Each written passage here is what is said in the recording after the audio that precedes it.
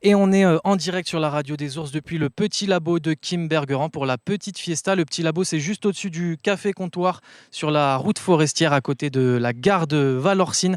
On est ensemble en direct jusqu'à 17h et on reçoit tout de suite sur le plateau Flora et Myriam des associations Café Q et La Mêlée. Merci beaucoup à toutes les deux d'être ici aujourd'hui. Pour commencer, est-ce que vous pouvez nous parler un petit peu de ces deux associations, en quoi elles consistent et pourquoi elles existent tout simplement? Salut, bonjour à toutes et tous, merci de nous accueillir. Du coup, donc moi c'est Flora, je vais peut-être commencer par La Mêlée et puis je te passerai la parole Myriam pour Café Q, si ça te va.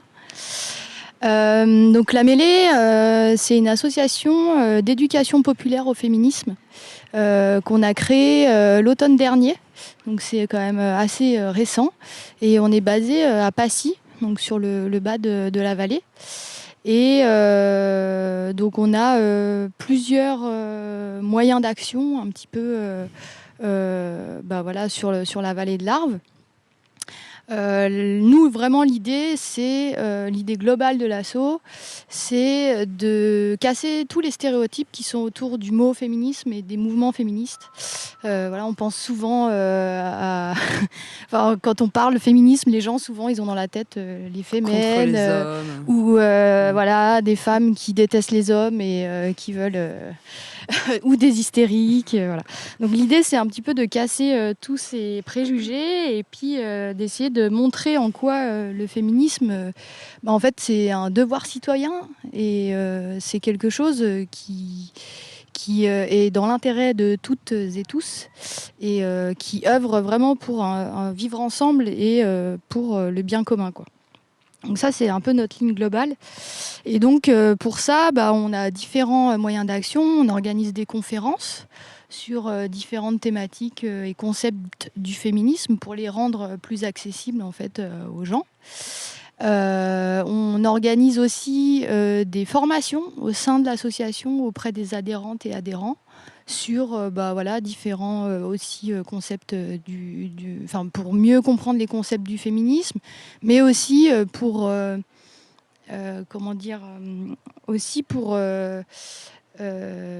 susciter un certain militantisme et vraiment susciter un intérêt à ces choses-là pour que les gens ensuite, entre guillemets, fassent passer le Vous message. parlez d'un point de vue théorique, mais aussi surtout d'exemples, j'imagine, dans la vie quotidienne. Et peut-être, est-ce que vous expliquez tous les endroits où ça se trouve? Parce que finalement, c'est partout, autant dans la vie quotidienne, du chez-soi à la vie publique. Ouais, c'est ça. Souvent, en fait, quand on parle de féminisme, il y a vraiment ce truc de...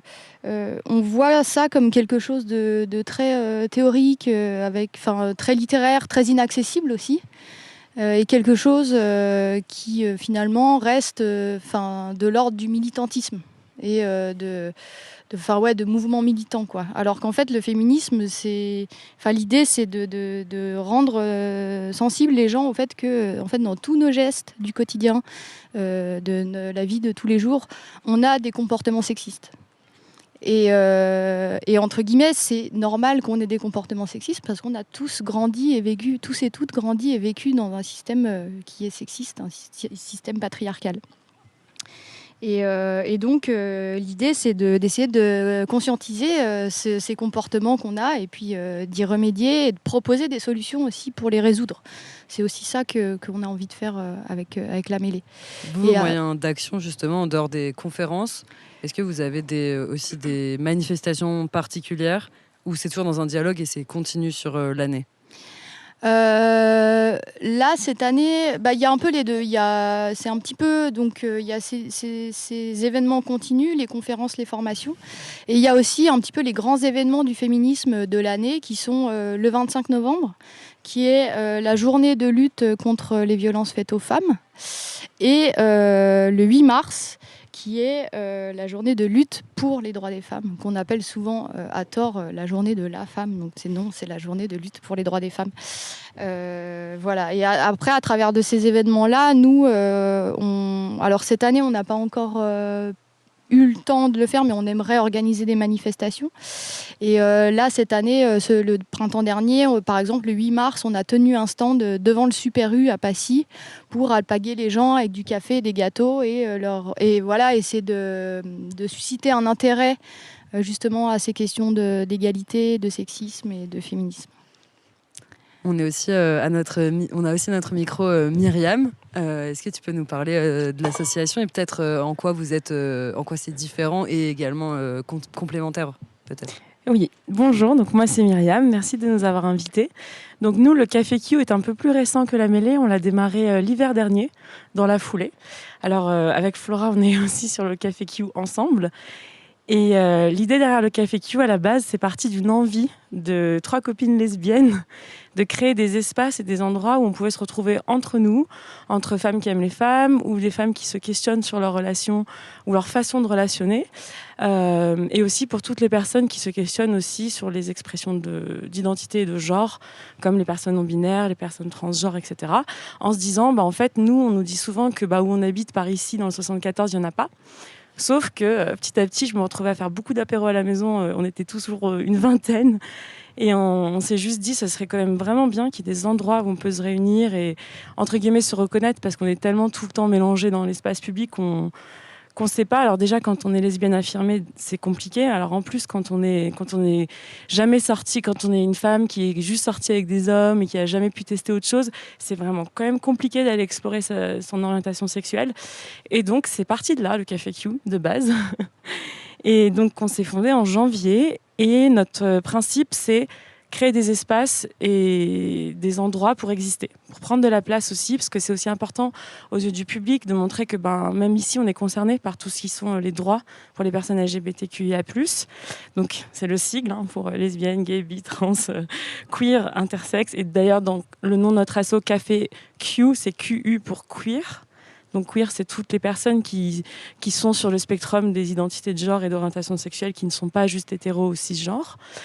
Donc nous, on fait un apéro tous les 2e lundis du mois qui est ouvert à toutes les personnes, donc femmes, qu'elles aiment les hommes, les femmes ou qu'elles ne savent pas. L'idée, c'est aussi un peu dans le même but que celui de la mêlée, de lutter aussi contre le sexisme et donc de faire des espaces que pour les femmes et aussi ouvert à toutes les minorités de genre, donc les personnes trans et non-binaires.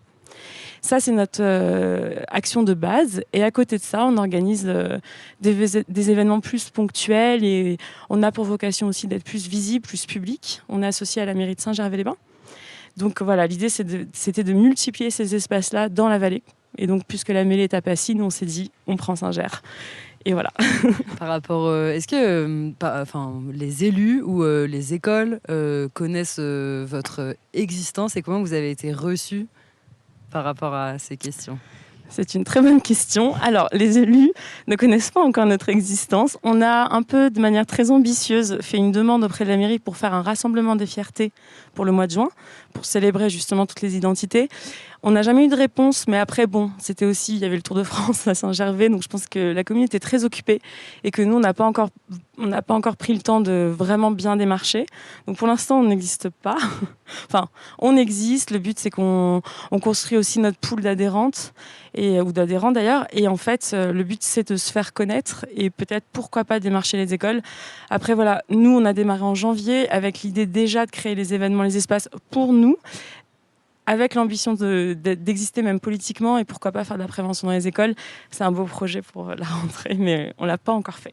Est-ce que vous avez pour nos auditeurs et auditrices peut-être des conseils aussi parce qu'au final, on entend souvent parler de ces sujets, on va dire, de manière assez lointaine. Enfin, les gens disent qu'on entend de plus en plus parler, mais beaucoup de gens aussi n'arrivent pas forcément à faire le pas d'aller regarder des choses parce que, comme tu le disais, Flora, ça paraît aussi parfois très théorique, alors que finalement, ça se retrouve dans les vies de chacun et chacune. Peut-être des conseils en termes, je sais pas, de podcasts ou livres qui ont pu être assez fondateurs dans votre construction de pensée et déconstruction patriarcale. C'est une question assez large parce qu'en fait, on se rend compte qu'il existe quand même beaucoup de ressources sur ces sujets-là. Moi, ce que j'ai envie de dire, c'est que donc déjà, nous, on a une page Insta sur laquelle on relaie beaucoup de recommandations. Donc, on voit des nouvelles BD, des nouveaux podcasts, des nouveaux films ou des choses locales. Alors, locales, ça peut être à 1 heure de route, Annecy, parfois vers la Suisse aussi, Genève, dès qu'il y a des choses. Et pour nous, c'est un peu l'intérêt de se retrouver aussi, c'est pour pouvoir échanger là-dessus. On se fait ensuite un groupe où dès qu'on voit des podcasts sortir, je sais que là dernièrement sur France Culture, il y a eu le podcast sur Monique Wittig, qui pour nous est une vraie ressource dans la communauté lesbienne. Mais voilà, après, ça dépend des préférences parce qu'il va y avoir des choses vraiment très théoriques versus plus appliquées. Mais nous, dans les librairies locales, que ce soit Saint-Gervais, Chamonix ou Sallanches, on sait qu'il y a des sélections de BD sur les sujets queer ou d'orientation sexuelle qui sont vraiment bien. Il y en a pour les enfants, il y en a pour les ados, il y en a pour les adultes. Donc là, comme ça, j'en ai plein en tête, Oui, que j'en nomme. Mais en fait, nous, entre nous, on les relaye pas mal. Et quand les gens nous écrivent, nous, ça arrive que les gens nous écrivent sur l'Insta. On les connaît pas, mais on leur répond. On les invite à se joindre à nous. On essaie d'être le plus convivial possible. Ça nous est déjà arrivé aussi d'avoir des demandes de parents d'ados trans, donc en transition, et des parents qui se questionnent sur comment est-ce que nous on peut les accompagner. Alors nous, c'est pas tant notre spécificité parce que il existe l'asso Contact qui est vers Annecy qui font ça. Il existe d'autres assos, donc le but aussi c'est aussi de faire du lien interasso dans le 74 pour élargir les ressources. Mais bon, je réponds pas directement à votre question, désolée, mais peut-être que Flora va ajouter quelque chose. Ouais, c'est juste peut-être pour donner 1 ou 2 sources en direct. Moi, ça m'a beaucoup marqué la lecture. Il y a toutes les BD de Liv Stromquist, qui je trouve sont hyper bien faites et bien accessibles en fait à tout public. Il y a Les Sentiments du Prince Charles. Moi, j'ai trouvé vraiment hyper intéressante L'Origine du monde aussi. Voilà. La rose la plus rouge qui s'épanouit. Voilà aussi. Celui-là, je l'ai pas lu, mais j'en reconnais l'existence. Mais moi, j'aime pas trop recommander les grands livres théoriques parce que en fait, parler de théorie, c'est trop. En fait, c'est trop. Puis c'est dissuasif en fait. Des fois, c'est trop compliqué et on lâche. Et au niveau podcast, moi, j'ai trouvé vraiment bien un podcast à soi, qui est un podcast Arte, Les couilles sur la table. De Victor aussi, qui est bien accessible et qui maintenant, il y a vraiment beaucoup d'épisodes qui couvrent vraiment tous les sujets. Et pour le coup, pour ce côté identification du sexisme ou de l'homophobie, etc., vraiment dans les gestes du quotidien, c'est hyper bien. Le cœur sur la table qui a suivi justement, qui parle avec toutes ces questions, malgré tout, les gens, ils ont besoin de... ils ont cette nécessité de se rencontrer et de s'aimer. Comment on peut relationner en remettant en question justement un peu les relations classique. Et justement, puisque tout à l'heure vous nous avez demandé en quoi les assos sont différentes ou similaires, alors c'est vrai que dans la similarité, c'est que forcément on a les mêmes convictions et on lutte pour les mêmes choses, donc qui sont toutes les violences sexistes, sexuelles, le sexisme, et parce que nous, de manière plus inclusive, on considère que toutes les questions liées aux droits des personnes LGBT sont une spécificité de ces mêmes questions-là. Ça vient du même endroit, ça vient de la non-acceptation de la différence, du patriarcat, tout ça. Donc fondamentalement, on a la même lutte. C'est peut-être nos moyens d'action qui sont un peu différents et nos publics. C'est-à-dire que nous, avant d'ouvrir sur... d'éduquer le public, on a vraiment pour vocation avec le Café Q de se retrouver entre nous aussi, parce que ça fait du bien, parce qu'il y a 0 espace pour le faire, et que la mêlée, avec la mêlée, sont aussi, on fait beaucoup de choses ensemble, mais beaucoup plus orientés vers l'extérieur et vers l'éducation des autres gens. Chose à laquelle on n'est pas opposé, mais c'est pas notre but avec le Café Q. C'est peut-être ça la manière la plus simple d'expliquer la différence. Et est-ce que c'est compliqué pour deux assos comme vous de s'inscrire dans la vallée de l'Arve, un territoire où le sport, les exploits, etc. sont vachement mis en avant, et du coup cette masculinité un petit peu dans l'effort, dans les exploits, dans le sport est vachement mise en avant? Alors, je vais répondre avant Flora parce qu'elle est experte sur le sujet. Donc, juste de mon point de vue. Alors, nous, déjà, il se passe un phénomène assez spécial. C'est que depuis qu'on a fondé la Mêlée et le Café Q, on passe vraiment énormément de temps ensemble. Donc, moi, j'ai quand même l'impression qu'on cartonne, qu'on est tout le temps là, qu'on fait plein de choses. Alors, c'est pas forcément toujours de l'entre-soi, hein. Il y a d'autres personnes, mais du coup, on a l'impression, on est là à toutes les manifs, on a l'impression d'être super là, d'être super visible. Mais après, je suis bien consciente que on tourne entre 30 personnes. C'est pas énorme, mais c'est déjà pas mal. C'est-à-dire qu'on a quand même déjà un gros noyau qui fait que, avec un centre d'intérêt qui est décalé de la question du sport, alors après, on a tous nos raisons aussi de vivre ici, le sport qu'on pratique. Mais c'est vrai qu'on est nombreuses à se retrouver autour de ces questions-là qui ne sont pas celles autour du sport. Mais voilà, nous, avec le Café Q, on n'a pas encore fait la grande démarche de vraiment s'inscrire dans la vallée, même si on a déjà été invité, comme aujourd'hui, à participer à des petites choses culturelles et tout, donc c'est intéressant. Mais c'est vrai qu'on sait que ça va être un petit défi aussi. Mais je vais laisser Flora répondre, puisque c'est ton sujet. Parce que oui, pour le coup, il existe, que ce soit dans la vallée de Chamonix ou même plus bas, des associations féministes, mais à travers le sport, voilà, qui proposent des sorties en montagne en non-mixité, des choses comme ça, mais des collectifs ou des associations féministes plus larges et qui ne rassemblent pas forcément par le sport. Il en existe finalement très peu dans la vallée de l'Arve. Ouais, dans la vallée de l'Arve, il y a la Soro à Annecy en fait, mais du coup on n'est déjà plus trop dans la vallée de l'Arve, hein, qui est une asso féministe. Il y a le Zouz collectif maintenant, hein, qui s'est monté à Chamonix, qui s'est monté d'ailleurs déjà l'année dernière et qui fait le festival sur la semaine du 8 mars. Ah ouais, voilà. Et ouais, après, nous, franchement, on pensait pas recevoir l'accueil qu'on a reçu, je veux dire, auprès du grand public, on va dire. Là, vraiment, on est 10 dans le conseil collégial de l'asso. Je parle pour la mêlée, là. Et on n'arrive pas à répondre à toutes les demandes qu'on a. Du coup, c'est super cool. Après, là, du coup, c'est plutôt de l'interassociatif et auprès du public où ça prend bien. Après, c'est clair que c'est compliqué. C'est beaucoup plus facile en ville, entre guillemets, où c'est plus facile d'être politisé en ville, en fait, parce qu'on est une asso qui est politisée. Et c'est vrai qu'ici, le sport, entre guillemets, il a vraiment une tradition apolitique. Et du coup, il y a un peu cette culture de l'apolitisme, genre on fait du sport et on va pas vraiment voir qu'est-ce que ça représente et qu'est-ce que ça fait en fait dans la société. Je parle trop, faut que j'abrège. Ce sont des JO qui arrivent Ouais, dans voilà. moins d'un an, si c'est pas Ouais. politique.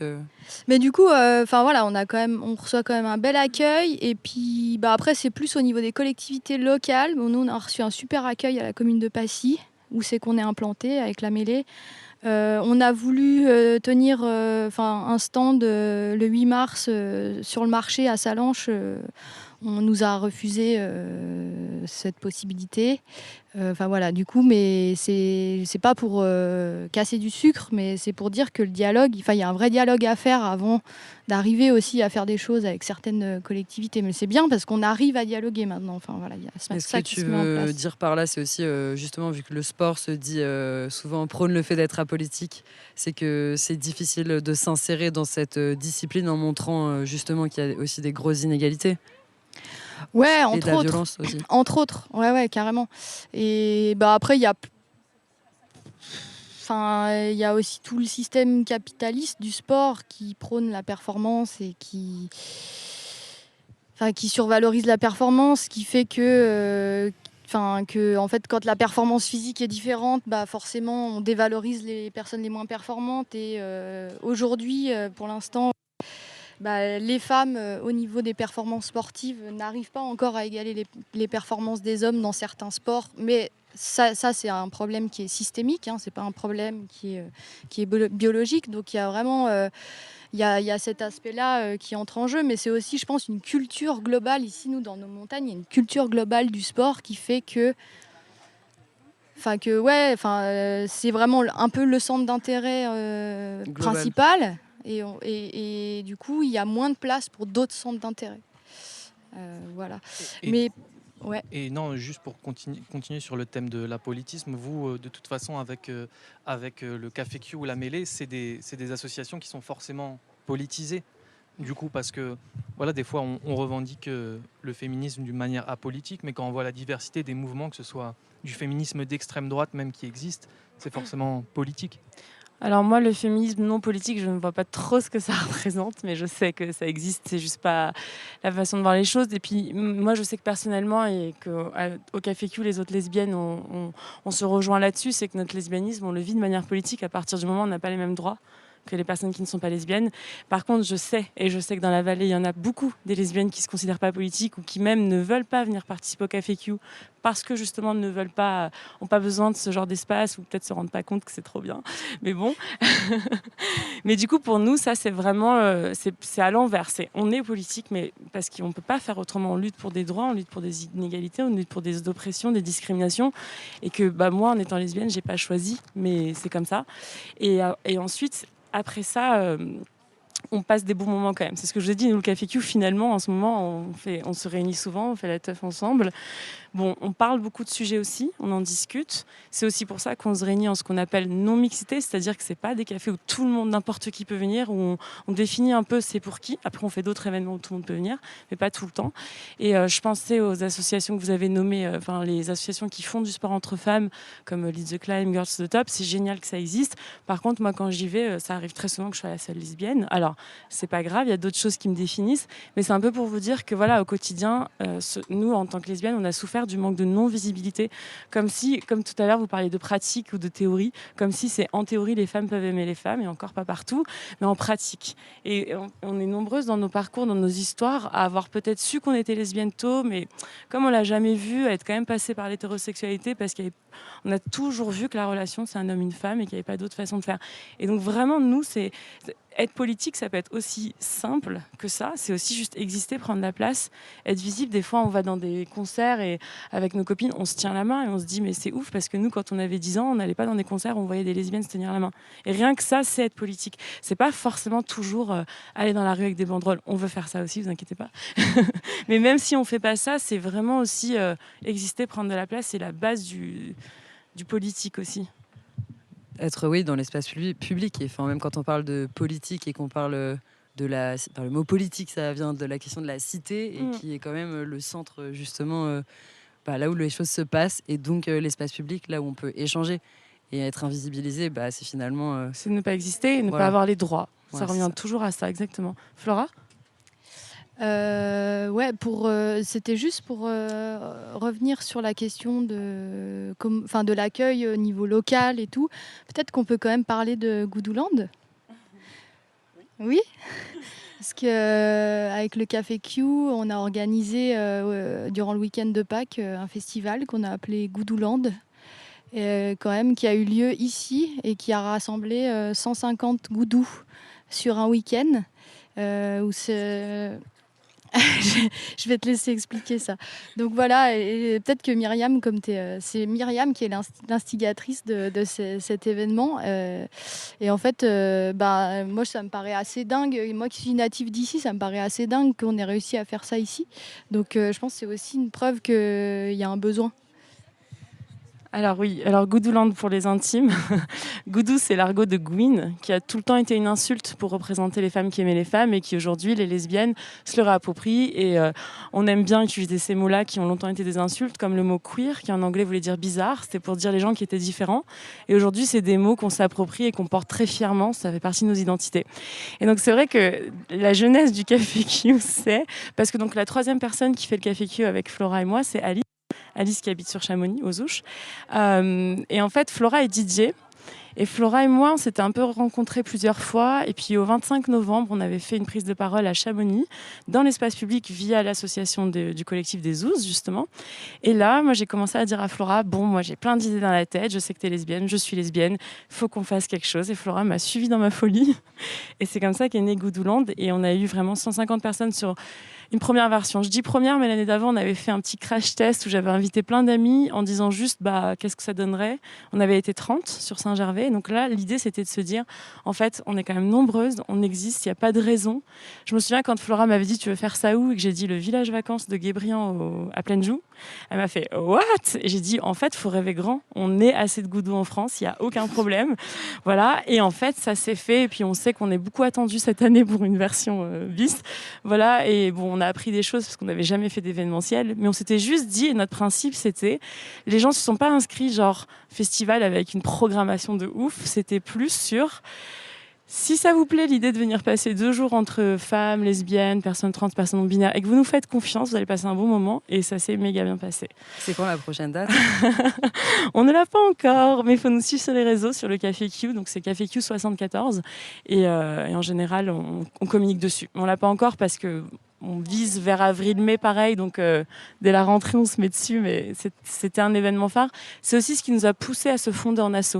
C'est-à-dire qu'à la base, nous, on voulait vraiment, comme j'ai dit, se retrouver entre nous. On faisait Goudouland, et ensuite on s'est dit, bon, en fait, si ça marche, ce truc, il faut quand même qu'on soit constitué. Et de là, on s'est dit, nous, ça nous va de se constituer, d'exister, et sur tout ce que j'ai dit, et c'est parti de là, en fait. Donc, merci beaucoup. Merci d'être venu à notre micro. Merci beaucoup. Et merci puis, vous à pouvez vous. retrouver donc La Mêlée sur les réseaux sociaux et Café Q. Merci.